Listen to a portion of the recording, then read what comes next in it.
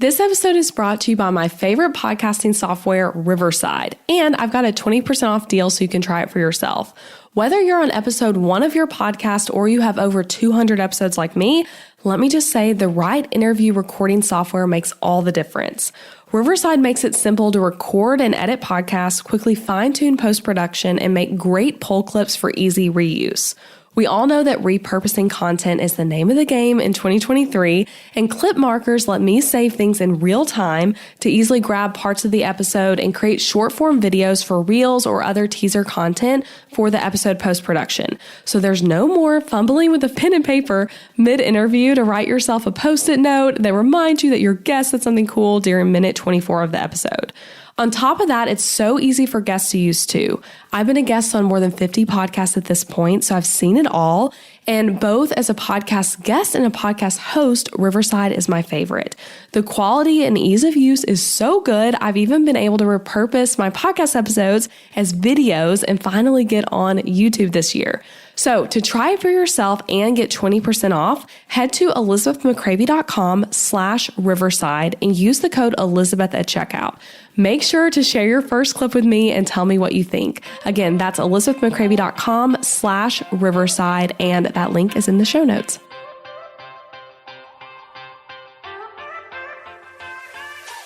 Hey guys, I'm Elizabeth McCravy, a website designer and business coach for entrepreneurs and your host for the Breakthrough Brand podcast, the show that's all about pulling back the curtain on how to actually build a successful business. I don't skim the surface around here. If you want a deep dive into the nitty-gritty details of what it takes to run a successful business and stand out in a crowd, you're in the right place. After creating a multiple six-figure-a-year website design business in my 20s, I'm ready to share everything I've learned and everything I'm still learning because I believe the keys to building a thriving business should never be a secret. Here you'll find episodes that are actionable, direct, and fun, like friends chatting business over coffee, and a fresh, honest take on the reality of being an entrepreneur. If you're ready to master online marketing, branding, website design, mindset, and business strategy, then this is the podcast for you. It's time to build your breakthrough brand. Let's do this. We all want copywriting that actually connects with our readers, right? That makes them intrigued to learn more, actually want to read the copy, and ultimately buy. So how do you do that? Today I'm chatting with copywriter Elise Hodge all about writing copy that connects with our dream clients, specifically on things like sales pages and other sales copy. She's walking us through 4 secrets to create an instant connection with your audience. And then we also get to some other good stuff like just bonus additional tips to help you with writing stronger copy. And we also talk through some outdated marketing strategies that you should consider stopping on doing. We also talk a bit about new mom life as working moms and what that experience has been like for Elise adding a baby and now 2 babies into her mix. So let's get to it. Here's my conversation with Elise. All right, guys, I'm sitting here virtually on literally end of my workday, beginning of her workday, with Elise Hodge, who's an amazing copywriter, a fellow new mom. Our babies are literally 1 month apart, which is really fun. And I just got done recording for her podcast, the Expert SaaS Show, and now we're recording for mine. So welcome, Elise. Thank you so much for having me. Yeah, you can tell she has a beautiful Australian accent too. So that's really fun for all of us in Tennessee who sound like me to hear. I literally love your voice. So yeah, I'm excited. So tell everyone though, before we get started, a little bit more about who you are, who you serve, what you do in your business. Okay. All right. Let's do it, guys. Now I'm feeling like you're all really listening to my voice. So I'll try. Yes. Self-conscious. No, I'm kidding. I love this and I podcast all the time. So this is good. Okay, guys, on task. Basically, what I do in my business, I am a conversion copywriter. So I have 2 sides to the business. One is service-based. The other is education-based. On the service side, I help entrepreneurs by writing their copy. So that includes brand messaging and website copy. It includes launch copy. And more recently, it includes monthly really retainer content, which is something that I'm loving doing because I'm loving sort of creating a relationship with clients that's ongoing, delivering that like blog post, hero-based content to them month after month. On the education side of my business, I have a membership called the Connection Copy Club, and that is where I teach business owners who sort of want to DIY it, but maybe they, even if they've paid for a copywriter to do work for them before, they just want to learn the nitty-gritty of conversion copy themselves so they can apply that in their own business. And I also have templates for writing copy as well for your website. So think sales page, think about page, homepage, all of those bits and pieces. So that's, I guess, the snapshot of my business and what it looks like today. But it's been an evolution over the years since I think 2016 when I first started in the online space. And I started with a blog called She Is Light, actually, which I haven't run for a little while, but it may have a come back in the future. But that's a Christian blog that I started, and that's how I got introduced to the online space, connected with people, learned about digital products. It feels like a long time ago now, but yeah, it's a long story. I love that. That's cool that you got into everything through blogging. It's funny. I started a blog too, and I always forget that like evolution of my business, but I had a blog briefly where I was sharing faith stuff as well and like other random things as like an outlet, but I might have quit mine quicker than it sounds like you did, but that's exciting. What were you doing before you started that blog and kind of got into the online space? Yeah, so I mean, my background is in PR. I studied journalism and business at university, and I was working in corporate PR. That was sort of my first official job, if you want to say, and it was a really good job. And I sort of started my blog a couple of years into when I was doing that job and was doing that on the side, I guess. And I mean, it was like a big passion project for me. And yeah, so I was working in PR, and then I guess there was a point where I wanted to actually focus more on the blog because I had digital products and I was making some money from it, but I really felt to focus on it more. And like, honestly, I did so many random things. We'd be here all day if I was talked about them all, but I moved into, I guess, a more part-time job so I could focus more on the blog. That part-time job was as a media advisor for a federal politician here. And I did that and worked in that for a year, basically really toxic sort of work environment, but and it was, well, it wasn't fine, but a really toxic work environment. I was doing my thing on the side and the blog was ramping up. So I decided to quit that job, and that's just me. I'm like, some people, when they quit a job, they have a really in-depth plan. Not me. I didn't have an in-depth plan, but I'm like, we're getting momentum, so we'll just keep going. And I have no other choice but to survive and thrive with this, I guess. I guess through that, I created some digital products, bits and pieces, and I guess the inception of my copywriting business, which is like takes us to where we are today, came about 6 months past that point. And through, I guess, my blog and my community, I was making some money, but it really was like, okay, this is not cutting the mustard. My husband and I were going to travel to Europe for a few weeks, which is super exciting. And I thought, obviously don't have enough money to go on this trip. And I thought, I mean, I have writing skills. I've worked in PR. What if I just started a copywriting business? I'm not kidding. I literally just thought, what if I offered, writing for people? So I went into some business Facebook groups that are here in Australia, maybe 2 or so. And I popped up a post saying, hey, I'm starting a copywriting business. I mean, I didn't know if I would. I just thought this is an experiment. And I'm going to write bios for $50. $50 a bio. It's crazy. It's criminal. And I have 5 spots or something like that. Like, I didn't even know what I was doing, kind of like a little beta thing now.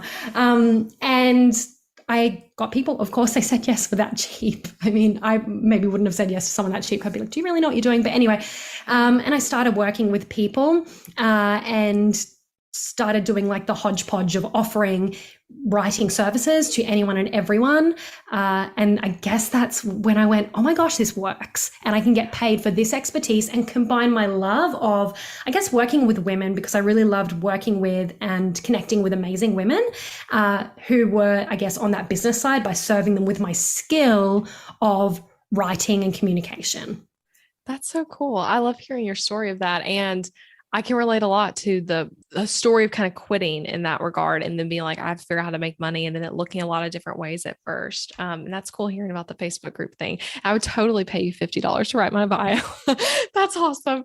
And yeah, it's such a good example of like being scrappy and figuring it out and like working your way to like being able to charge what I'm sure you do now is a lot more than that. Yeah, I love that. And I'm excited to talk to transition to what you're going to teach us on, like secrets to creating instant connection with dream clients through our copywriting. That's something we so want, is so important. I talk on my podcast often about the importance of good copy, the importance of connecting copy. So could you tell us, I know you have, I think you told me it's about 4 different like steps for us for writing copy that connects. Let's talk about the first one you have. Okay, let's dive into it. So for step 1, it's really about being able to connect with your dream clients by first having done in-depth research and discovery. So this is something that I do for my clients and something I recommend my students do. And the thing is that you can't know your ideal clients and, you can't write copy that connects, I guess, without first knowing what's going on inside your ideal client's head. And I think what people think, and this is why people think copywriting is so complicated, because they think I have to sit down in front of a blank Google Doc and now I have to just make up the words and I have to think really creatively. And maybe they look at someone else in their industry who has really nice words that sound really beautiful and they think, I've got to write very creatively. But the thing is, you don't have to write very creatively because that's not necessarily going to connect. You can, but what you actually need to do is to start by doing that in-depth research and discovery. And then that gives you words to use in your copy where you're now not making assumptions. You're not just writing stuff and going, oh, I'm assuming that's what they're thinking. And then there's actually a disconnect when someone's reading. And so they click off your website or they click off your, away from your email or whatever, but you're actually using their language. So a few ways that I recommend doing that is through surveys. Surveys positioned as a competition is my favorite thing. So surveying your audience by interviewing and actually get on calls. And, I'm sure this is something you teach your students and do yourself, Elizabeth. So getting on calls with people to dive deeper. And I also find that if you do that survey process first, you can include like a checkbox, I guess, for people to actually say, to ask them the question, would you like to discuss this in more detail over an interview or a call? And most people will say yes. That's what I find in my experience. Or it gives you opportunity to choose the people who, hey, this is a really good fit person. I'm going to reach out and have a call with them to talk about it deeper. And those are just two ways. I mean, there's so many ways to do research. You can sort of do like competitor analysis. You can look on forums. You can look, YouTube comments are amazing. Say if you're a brand photographer and you might want to look up, like, what are people asking about brand photography, like how to have a successful brand photo shoot. And there's some videos there and you can read through the comments and see like what questions are people asking, what things are coming up. So that's another method as well of doing research. But basically, by doing these sorts of things, you can then, and you should be compiling like this big, bank of voice of customer data that you can sort of, like, what I like to do is to separate it into sections, like, okay, these are their desires, this is the struggles, these are the big questions, these are maybe some myths that people have believed. There's so many different areas, but basically then you have this bank that when you get to the copywriting part, which is really part 4, you can now draw on language that people are actually using so you can feel confident it will connect. Does that make sense? Yeah, I love that. And I'm all about all the things you just said. I mean, YouTube comments, that's such a good one. I don't think about that one much since I don't use YouTube a ton, but I can totally see how that would be a big place to like see more pain points and see like, you see like follow-up questions. What do people think about the topic? Also, like niche Facebook groups is one I think of as a great place to like find answers, or even not so niche Facebook groups, but like seeing like go to a big Facebook group that's like for people in an industry you want to work with and search around like what it is you do and like find those posts, see what people are saying. maybe if you're in like a membership or some sort of community, like asking if you can like survey people in that group, like posting, what are your problems around this thing? One thing I always tell people who have worked with clients already is looking at your own testimonials to see like how the clients are talking about the service and seeing like what pain point they're saying that you solved. One question I have for you though, you talked about surveying people on a call and like getting people to get on like maybe a Zoom meeting or phone call with you. If someone is like, I literally don't have a business yet, and they're like kind of starting to start it, maybe they've made an Instagram profile and they are working on their website, like, should they do that? And if so, like, how do they get those people to have a phone call with them or a Zoom meeting or whatever? Yeah, that's a good question. It can feel kind of intimidating when you're getting started and you're like, I don't have this established presence. Well, I think you've got to get really creative here. I'm going to be honest with you. It's not always simple, but it is possible. I think, if there are any people who you have in mind who would be a good fit client, could you reach out to them, send them an email, kind of like pitching them essentially to get on a call with you? Could you offer them something, whether that might be like a small service exchange or sending them a gift card or something to thank them for their time? Because you've got to think, what people are busy, right? And why should someone help you? I mean, I've gotten requests before where someone's just like, can I talk to you? And I'm just like, what? No, because they're not really approaching this mindful of my time or me. So I think if you can think what could actually be beneficial to that person, could I offer something where, again, like a service, a gift card, something to say thank you? Can I say, oh, look, it'll only be 15 minutes. I just want to ask you a few questions and I'd love to send you this, or I'd love to do this for you to say thanks. So of course you can pitch people, send messages. You could ask your own network, friends and family, hey, do you know anyone who needs this or needs that? You could even put it on your own Facebook. Hey guys, I'm starting this thing. If you know anyone who might be interested, would you mind connecting me? Facebook groups again, although Facebook groups can be a little funny. But again, it's all about writing it the right way. Everyone's gotten those cold pitches before that are just super weird and uncomfortable. We just delete them. So always thinking, first of all, what's going to actually make someone want to say yes? Yeah. With like, as you're talking, I'm like, what would make me say yes? And I think like you having it not being cold, basically. Like, so if let's say this person creates content in some way, read their stuff, listen to their podcast, watch their YouTube stuff, and then like make a connection point of, hey, I've been listening to your podcast. You're an ideal client for me. Could I ask you a few questions? Here's the link. It would only be 20 minutes. In exchange, I'd love to like do this thing for you for free. You can use it or not. Like, yeah, I think that's all a lot more likely to say yes. Yes. Okay. First one is in-depth research and discovery. What would be the second step? I mean, yeah, the second part is creating personality packed brand messaging, because people go, oh, I hear people say all the time, how do I write in a way that sounds like me? How do, I communicate that? Or how do I not sound like everyone else or not sound generic? Well, you do the work to actually figure out what you sound like. To put it bluntly, because it doesn't come naturally to a lot of people, and that's okay. So, even I do in my business to remind myself, but you do the work to actually write out what that sort of brand messaging is. And this can include so many different things. I don't have time to dive into it all, but I guess a snapshot is, things like a mission statement, core values. You might have brand storylines. So a story about how you got started, or a story about something you've sacrificed for your clients. Those are things that you can weave into parts of your website or, other pieces of content. You should also think about like, what is your tone? How do you speak? And then one thing that I love and everyone must have is a word bank. So words that you use and words you would never use. This is especially helpful down the track if someone else is writing for you, writing content for you. But it's also helpful for you when you go to write your website and you start writing something, or maybe you have a sneak peek at someone else's site and all of a sudden you're sounding like them and you're like, hold on, this doesn't sound like me. So you can go back to your word bank and go, oh, what words do I use normally? What words do I not use?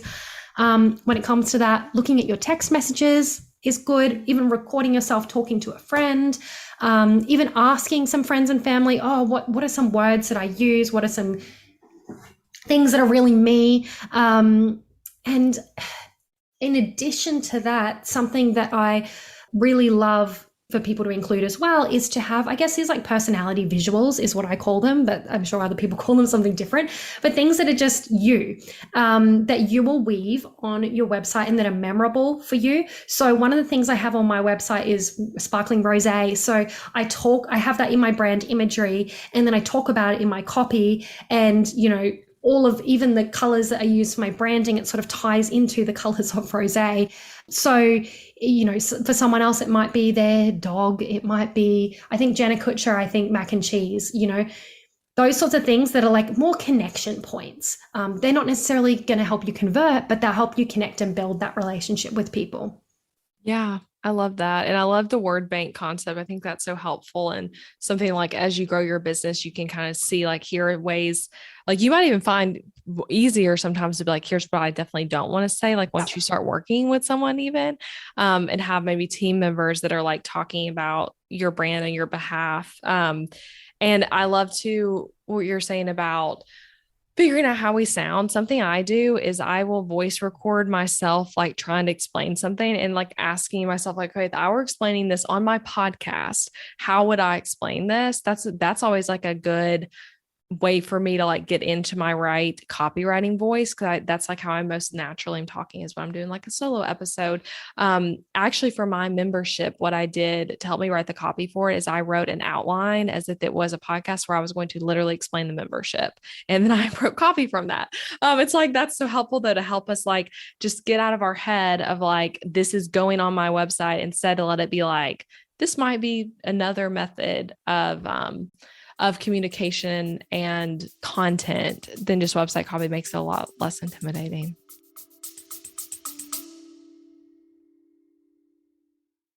Interrupting this episode with a suggestion for the small business owners listening.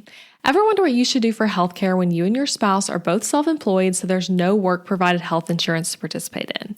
Well, when my husband Adam joined me in the entrepreneurial job space over 4 years ago, we joined Christian Healthcare Ministries instead of getting traditional health insurance. And it was the best decision for us, especially in these years of growing and raising a family while also running multiple businesses. CHM is a health cost-sharing ministry and is a faith-based alternative to health insurance. We did tons of research before choosing CHM, and if you know me and Adam, you know we are all about doing the math when making big or small financial decisions. And even though it's not insurance, CHM shares 100% of eligible medical bills, which is more than the typical 70 or 80% of medical bills paid for by insurance companies. All sharing is determined by the CHM guidelines, which you can check out before and after joining. And for the mamas and mamas to be listening, you truly cannot find a better healthcare option for maternity care. I had a vaginal delivery and a C-section and birth center care and hospital care between my 2 pregnancies and births, and it was all 100% shared for. And outside of birth, we've had our share of emergency room visits and procedures as a family, and those costs were all shared by members at Christian Healthcare Ministries, leaving us only paying our monthly contribution. CHM is less expensive month to month than insurance, and because there's no network, you can choose your care with whichever providers best fit your family. I seriously just cannot recommend Christian Healthcare Ministries enough. You've got to check them out. Go to elizabethmccravey.com/CHM for more information. Also putting that link in the show notes, elizabethmccravey.com/CHM. Now back to the episode. Yeah, absolutely. And I think that's why I'm not just sharing one tip that's like, hey, this is all how to write your copy. It's because we need to do prep work first. And when you have this stuff prepped, it's like you're taking the pressure off, first of all, like you just said, but then you can come to the copy and you can draw on these things as opposed to having to write from scratch. And it's so much easier. And things like those first 2 parts, the research and the brand messaging, those things are constantly evolving. So you can add, tweak, change things. Like you said, you read something that a team member writes, oh, I would definitely not say babe, which I don't say. So I would put that in there. No, we do not say, hey, babe. Yeah. Or whatever That's it is. Example. Yeah. Yeah, I love that. Yeah. And I've even recently had some of that of like, yeah, this is actually a thing. Like I've realized now through it being possibly said that this is not something we say. I love that. Okay. So what would be your third tip? Okay, the third one, again, is another part of preparation, but it really is doing a lot of the work for you, especially for something like a sales page. And this is positioning your offer as utterly irresistible. So a lot of people, they don't think about how they position their offer. They just write and then they just say, oh yeah, I do Pinterest management and this is how much it costs. But they don't think about what's actually the transformation, of course, of your service or your educational offer. But then we might have one overarching transformation. I think that's very common these days. You see, if you're joining a program to help you do this, they're like, what's your transformation for the program? But what we don't think about so often is like each piece of your offer, whether it is a digital offer or whether it is a service, you have like even phases. So in some of my services, I'll have phase 1, phase 2, phase 3, phase 4. And it can be tempting to write about just the facts and features, which yes, people do need to know that, but also like, what does this phase create for them? What outcome does that create? If it's a service or in, think a course, module 1. Module 1 might be, I don't know, doing your research or something. But you see how I didn't just say this first phase is, do research. I said connect with your clients using in-depth research. So I'm actually painting a picture of, hey, this is the transformation. The transformation is that you connect the next, those sorts of things. So working on positioning your offer by not just stating the facts, but actually, writing about the transformation. And I heard someone say this once, and it was probably like Joanna Wiebe from Copy Hackers because she's a genius. But it was like, write about each piece of your offer like it's the hero, like it's the whole thing. Write about, the module, like that is the whole offer. Module 1, write about it as if you are describing the transformation your whole program creates. But in terms of like that, as in that's how much attention you should give it. Does that make sense? Like give it that much attention. I love that. And that is, that's a good thought, because honestly, for some things, depending on what it is, that like you used the term hero, it's like, module 1 could be the thing that person buys the course. And that's like the big transformation. Even for me, it's funny you say that, because literally for my course book.designer, I have like on the sales page, a breakdown of each module, similar to what you're saying of like treating each one as like this. We're just going to talk about module 1 here. Yeah. And I have a testimonial that goes with each module. So like someone saying this module is worth the cost of the course alone, or this particular thing in this module did this thing for me. Treating it separately is so smart. And one thing that what you're just saying made me think of is the phrase features tell, but benefits sell. I don't know who originally said that, but I always think about that when it comes to like writing copy of like, yes, we want to tell the features, but we also want to do the whole, what it does for you, the transformation, because that's what really sells more than just saying, hey, here's a candle that has a wick on it. I'm literally looking at my candle right now. It's like, what does the candle do for us though? Like it creates an ambiance. It makes a nice smell. You know what I mean? Like just taking it further. That was a horrible analogy of a candle, but that's what I'm coming up with right now. Love it. Now I'm looking at the candle on my desk. You could describe it in all these ways. Yeah. Well, let's move on then to the fourth one, the final one. Yes. Okay, so the fourth one is actually writing copy. Yes, you can pick up a pen and get started. I'm not going to tell you to never do that, or a Google Doc, but I don't want you to start from scratch. Again, I want to remind you what the first 3 parts are, that having that in-depth research, having your brand messaging, having a description of your offer, all the different pieces of it in a way that's transformation based. Okay, so we have these great 3 pieces of, I guess, tools. That's not the right word, but we have these documents that we can now use to help us write, or to refer to as we write different pieces of copy. So you could be writing an email, you could be writing a homepage, you could be writing an about page, sales page, so many different things we could write, but all of these pieces should be helpful no matter what you are writing. But I would say when it comes to copy, we need to use a framework for this. Otherwise you are just writing from scratch, and that's going to be really hard and painful. And no one likes staring at a blinking cursor. There are so many different frameworks. The most simple one, and I'm not saying to use this for everything because it's not going to work for everything, but the most simple one that I guess most people know about is going problem, agitation, solution. And there's a reason why people talk about that a lot, because it's effective. Or it could be starting with the desire instead of the problem, like starting with, the desire.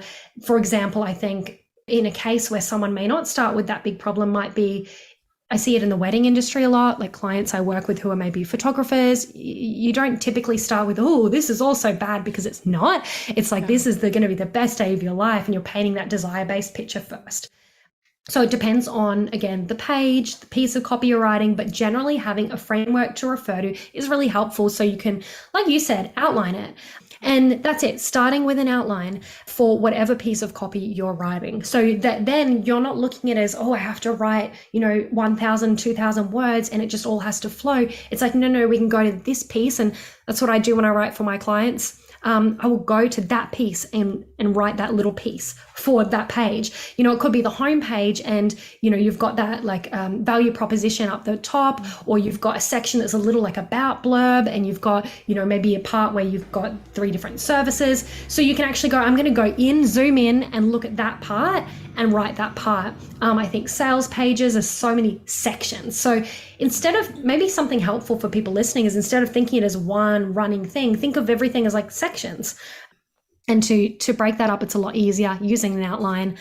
And then I guess I have a few tips that I could share in terms of more being more specific, but think of, and I'm sure you say this to your audience all the time, so I'm always thinking about that, but, having a goal. What is your goal for this page? Unless it's your homepage, you're probably going to have on your homepage, a few different goals. But for an about page, where do you ultimately want people to go? And you said this on my podcast, so everyone go listen to the Expert Status Show, little plug, and you can hear Elizabeth's interview. But you mentioned that the about page is such a missed opportunity, and I see that too. People tell their story and then it's like, oh, that's it. But where do you want people to go? Do you want them to go to your services page or a blog post or a podcast episode?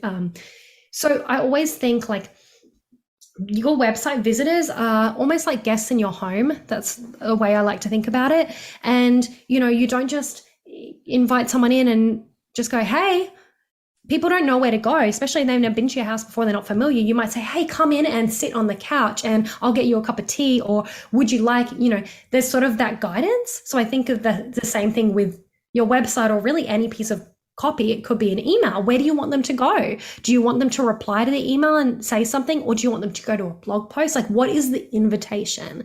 So having a goal in mind, having the call to action goes with that, and also having one reader. So who is your one reader that you're speaking to? The only, I shouldn't say the only, but really the only place where you may speak to multiple readers, maybe again on that homepage or a piece of copy like that, where if you had different offers that are right for different people, then you may be pointing them in different directions. But say on that specific services page, that's for your brand photography service, who is that for? Who is that one person? And keeping that in mind when you're writing as well. Yeah, those are all excellent tips. It's definitely something someone can pause and like re-listen to some of those. I had some thoughts to add to it as well. Like you talked about seeing, especially sales pages, as sections. That's so true and so smart, makes it less overwhelming, but also a reminder for everyone listening, we write our sales pages often like we're top to bottom. These are long pages, possibly, depending on what your offer is. People are not reading it top to bottom. They are actually reading in sections. So someone might come to your FAQ first and then go up to the part where you're talking about the problem.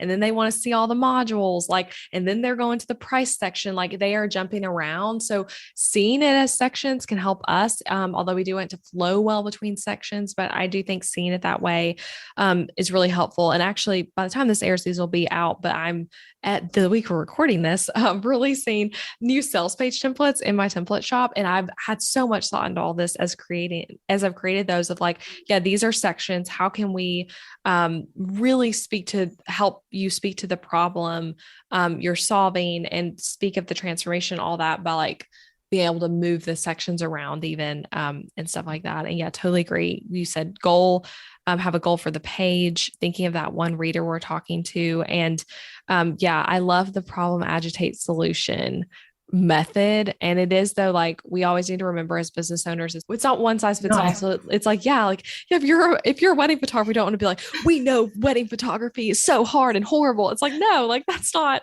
what makes sense. There's so many different models there. I also love leading often instead of the problem with like the vision and painting the picture of like what life could look like. And then it can be like transformation almost as like the bridge in the copy.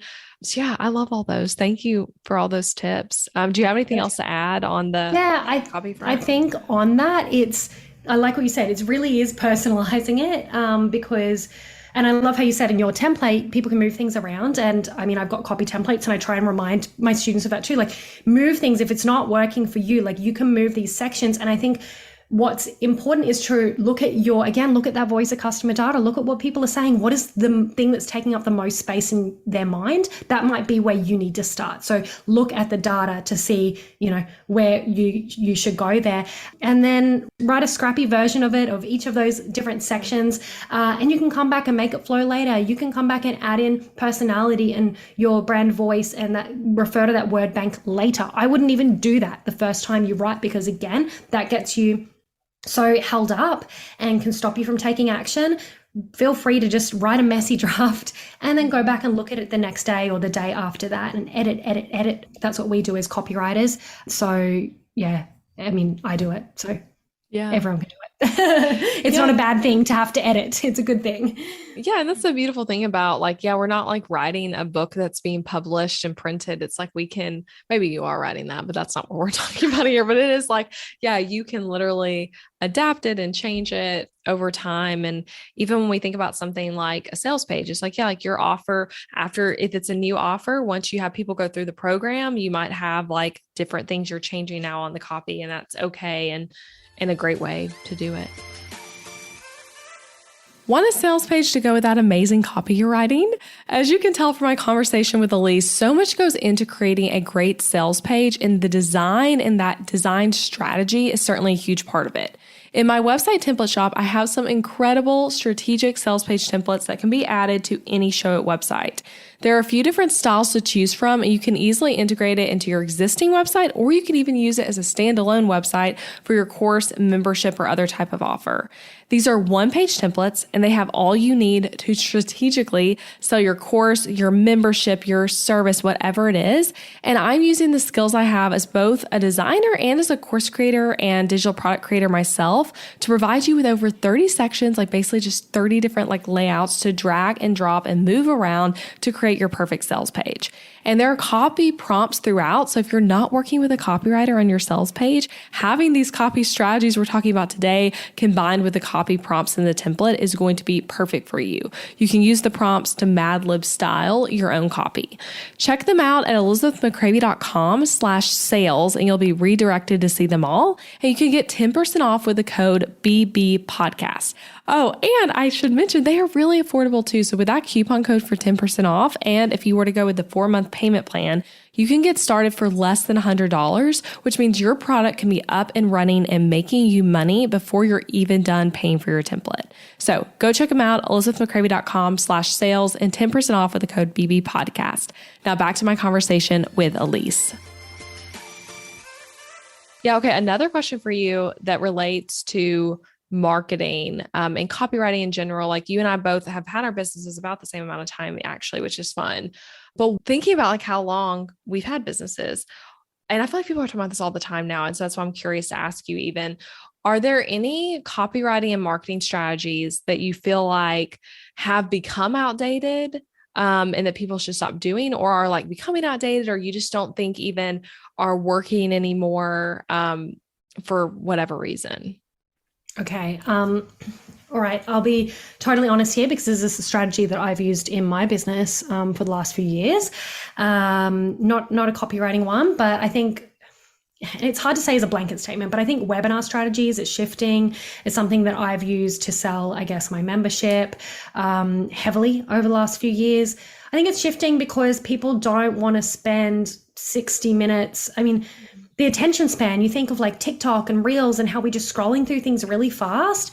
And I think a good training there is always valuable. But I think I'm not sure about sort of the evergreen webinar in the way that it's always been done. Not to say that trainings are void, because I don't think they are, but I mean, even I'm looking at mine and going, how can I cut this down? How can I change it? I think 60 minutes is way too long. Looking at the data, where are people dropping off? and all of that sort of stuff. And this is just a conversation I've had with other, friends in the industry who've used this too and are not seeing it as effective. So going, does this need to shift? Is it a time thing? Is something like 20-minute or 15-minute trainings more effective? I just think that's a big thing, because that's been something in my business that I'm realizing has to shift. And I think on that, when you realize that something has to shift, there's almost like you can almost, I don't know, you feel like you need to be loyal to it and need to keep doing it. But something that I've realized this year after, coming back into work after having a baby is like, no, you can shift it. You can change it. It's okay to sort of experiment, I guess. Yeah.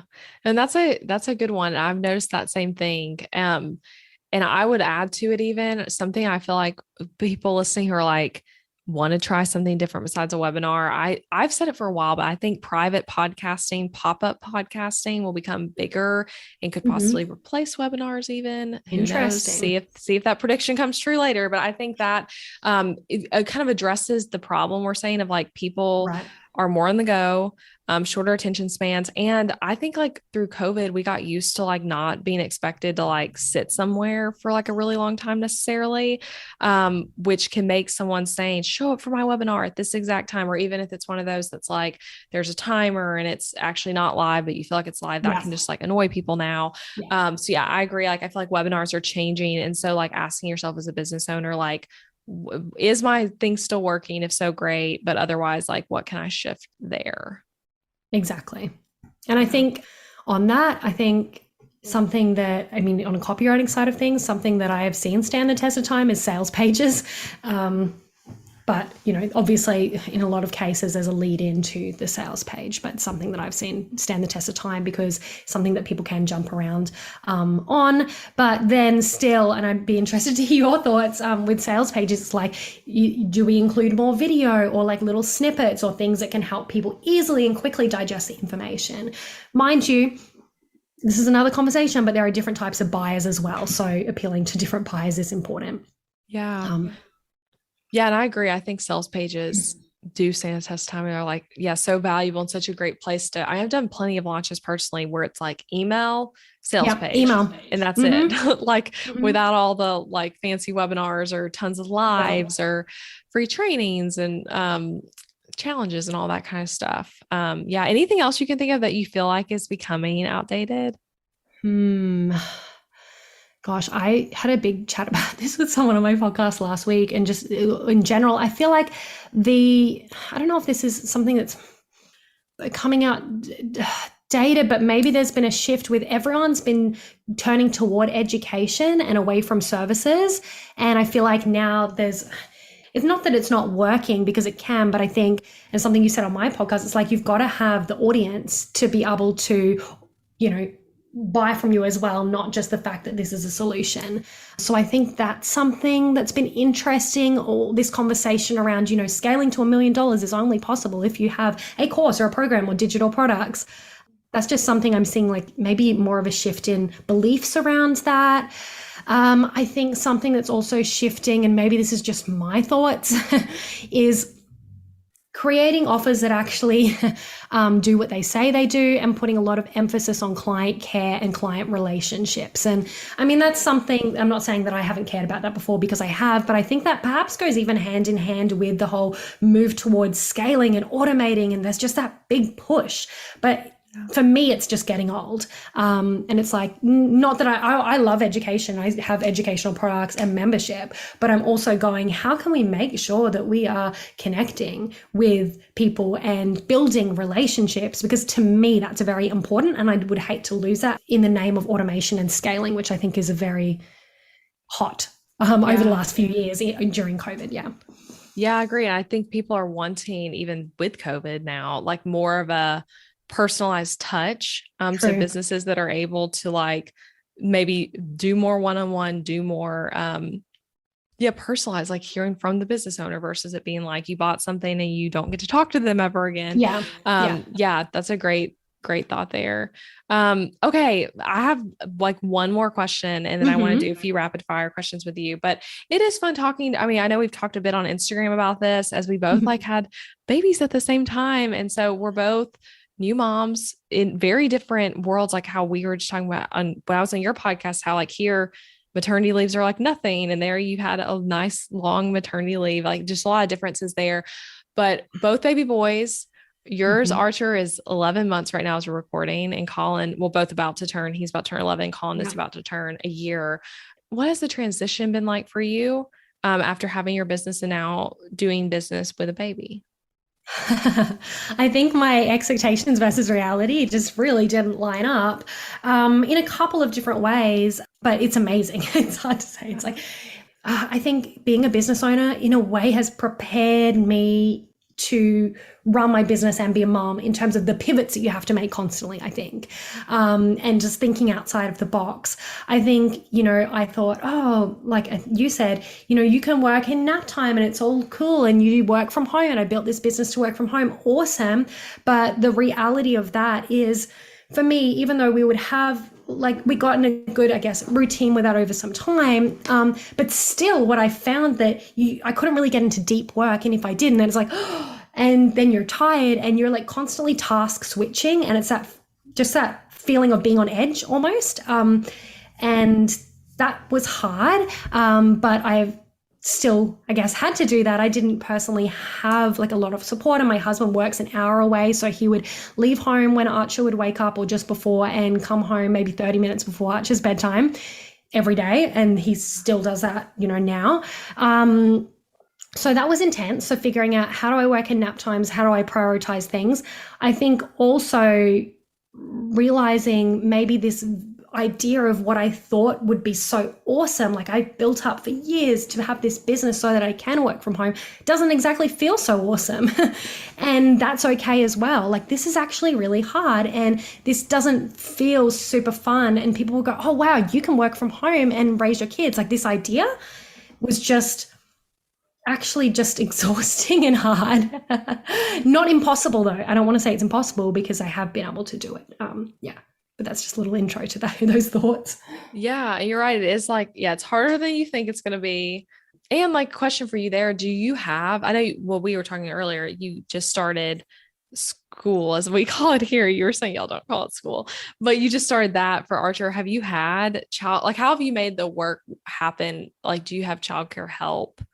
All that? No, not really. We just started the childcare last week, 2 days a week. And those 2 days were life-changing for me. And these 2 days this week will be as well. We did live in a granny flat at my parents' house for a while we were waiting for our house to be built, which we're in now. We moved in about 2 weeks ago. So that for me has felt like a lot of shifts, our move recently. But in saying that, we weren't able to have, I guess, the availability for people to look after Archer for a day.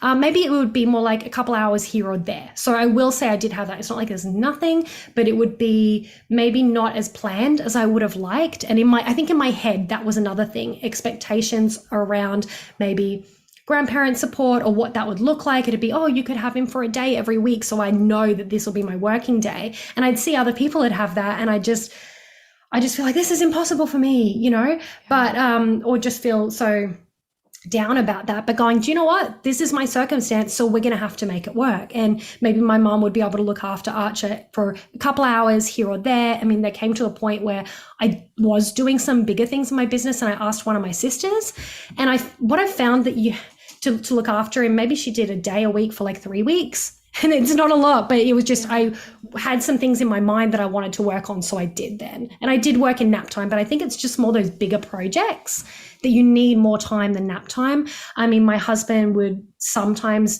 be able to work from home a day a week and then do a couple of hours. So it's just finding those pockets, which has felt crazy and is hard. But I think like something we talked about when I interviewed you on my show is, for me, it was really a reordering of priorities and going, what can only I do? What can my assistant do? And what can wait? And what can be done now? So sort of asking myself those questions has been huge, and accepting like, this might be how it is right now, but then in a few months' time, it'll be different, because I knew that we were going to move and that we probably wanted to start daycare So, I mean, right now I'm super chipper and like, yeah, it feels like it's working because it's been 2 weeks where we've had those more, I guess, scheduled days of support. Whereas before I was really just, I want to say surviving, like that sounds bad because it wasn't a mess, but in terms of work, it was just in little pockets of time, not as planned out as I would have liked. And I've had to accept that reality and go, you know what, it's always going to shift and change and go, okay, so ask myself, instead of being victim-y about it, I guess, all those times where you're like, this is hard, but go, how can I make this work for me? Even looking at the week. I think that's what I did for a little while. For the last few months, I go, okay, can mum look after him for like 3 hours on this morning? And, I'll do this in this nap time, or try and plan out the days. Even if it's like, I can only do 2 things each day. What are those 1 or 2 things I could do each day? And is there a week where this week I need to like work at night after he goes to sleep? I don't like doing that because I'm too tired. But sometimes it'd be, do I need to do that just that one night, or, something like that. Yeah. I love that. You're giving a really good picture of like what it can be like when you aren't like immediately doing something like full-time daycare, and you're more so like being a stay-at-home mom, really, and also running a business. It is really hard, and kudos to you. Like, you've done a beautiful job at it. And it is like, I'm with you. Like we were talking earlier, like it is for your one weekend to having a preschool type 2-day-a-week experience. And I'm about to start the 3rd week of it. And it is like really game-changing having just those like hours back. You're like, oh my gosh, I haven't had this many hours at once in like so long. You're like, what the heck? Like we were saying earlier too, it's like, what do we do with our time? I swear the first day I got stuff done and it was midday and I'm like, oh, I think I'm done. Yes. And then I thought, no, I've only got 2 days. What else do I have to do? Yes. Oh my gosh. That's so funny. Literally for me too, the first day, it's 5 hours that we get each day at the preschool. And I was literally, it was noon. I still had 2 hours left and I was like, I've done everything. And I went to the gym and I'm like, I'm gonna go work out. Cause like I've done it all. And it's like, yeah, it's crazy once you get that time back, like how focused you can get. It's really fun. And I think one thing I want to add as well, like, I don't want to, if anyone's listening and they're pregnant, they're like, oh no, it sounds so hard. I just don't want to sugarcoat things. That's really important to me, because everyone's circumstance is different. And I think we've all got to look at our own circumstances and ask ourselves, what can we do to make this work for us? And it's okay if it is just you're in a season where you're like, this is really hard. Yeah. Other people have been there too. Or if you do have more support, that's amazing. I'm really happy for you. But, it's just different for everyone. Yeah, I love that. And I think people who are like considering having children or are expecting will appreciate that, like that showing of what it's like. We need to have another episode another time where we really do dive into mom stuff more, because I feel like I can ask you a lot more about that, because we are like, again, similar experiences in it. It's fun to hear like, yeah, how it is for different people at their point in it. Okay, I have a few questions for you, little rapid fire ones to close out. First question, what's an unpopular opinion you have about copywriting or even about online business in general that you feel like is different than the norm? Okay, one about copywriting.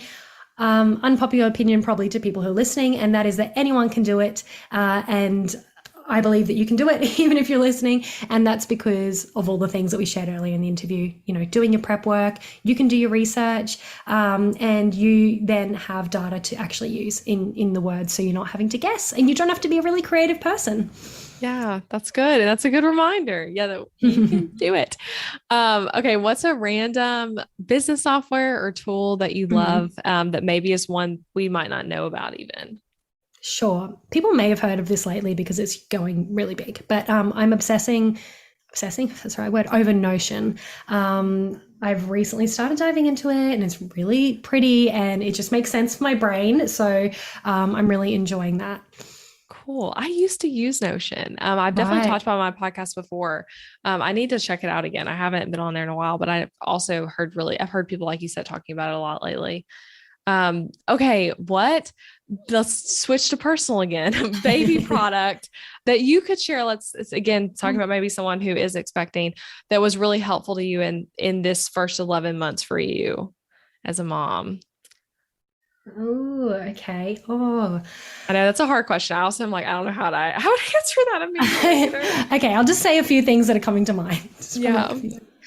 One in the early days, I love the Baby Beyond. We had the Baby Beyond bouncer, I think. I really love that. It was great when, he didn't sit up, but it was, nice. He could sort of bounce and be content. I mean, Archer has always wanted to be up. So then I feel like after that, we got like a little standy thing. I don't know, just you can get them anywhere where they can stand in it and play with the toys. And that was amazing from even just after I'm not even kidding, like from 3 months old, he would be happy to be in it. And we used to stack books up so that he could stand on it because he always wanted to stand. But I feel like something where they can, I guess, be engaged and you can sit down for a moment has been good for me. And then really common one is just like double zip onesies, especially in the early days. That's so true. Do you guys have them a lot there in the US? Can you find them easily? Yes and no. I feel like I didn't realize until having a baby how we got so much cute stuff that people gave us where it's like a million buttons. I'm like, how am I supposed buttons, to? Yeah, it's like, it's cute, but like not functional at all. But yes, there are a lot of double zip onesies. And I agree, those are very key because especially like if you think about like, for example, middle of the night diaper changes, it's like you don't want to have to like undo it all from the top. It's not just to undo from the bottom. Yeah. And my favorite brand, it's called Pure Baby. It is an Australian brand, but I know they stock around the world. They're just beautiful, organic cotton, double zip, wonderful. So I'll have to check that out. That's awesome. Yeah, I haven't heard that brand. Awesome. Well, okay. Tell everyone where they can find you and connect with you, your podcast, your membership, your services, all that good stuff. Okay. So you can connect with me. I've got a new website now. So this is my brain, like not functioning, thinking through, letting people know where to go. So you can connect with me at connectioncopy.co.